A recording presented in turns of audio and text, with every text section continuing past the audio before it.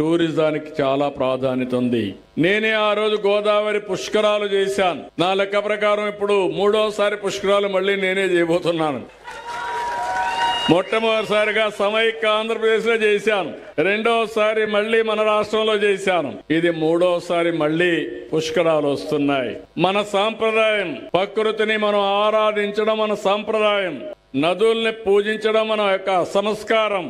అందుకే మొన్న మీరు చూస్తే గంగా ఏదైతే పుష్కరాలు వచ్చాయో, ఏ విధంగా కుంభమేళ వచ్చిందో చాలా బాగా చేశారు.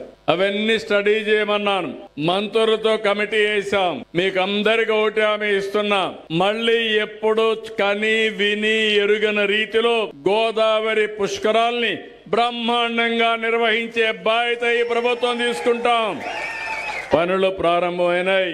ఇటు కొవ్వూరు సైడ్ అయితే నాకు బాగా జ్ఞాపకం, అప్పుడు కొన్ని టెంపుల్స్ అన్ని కట్టించింది నేనే కట్టించా. ఆ సైడ్ కూడా రాజమండ్రి అంతా కూడా ఘాట్లన్నీ నేనే కట్టించా.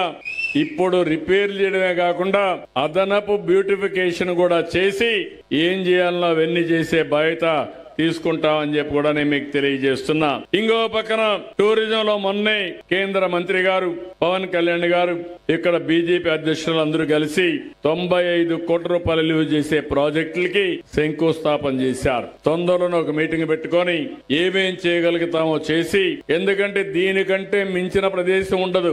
గోదావరి ఒక పక్క, ఇంకో పక్క మీరు చూస్తే కడియం నర్సరీ, ఇంకో పక్క చూస్తే పోలవరం నుంచి భద్రాచలం వరకు పాపికొండలు. ఇంత బ్యూటిఫుల్ ప్లేస్ ఎక్కడా ఉండదు.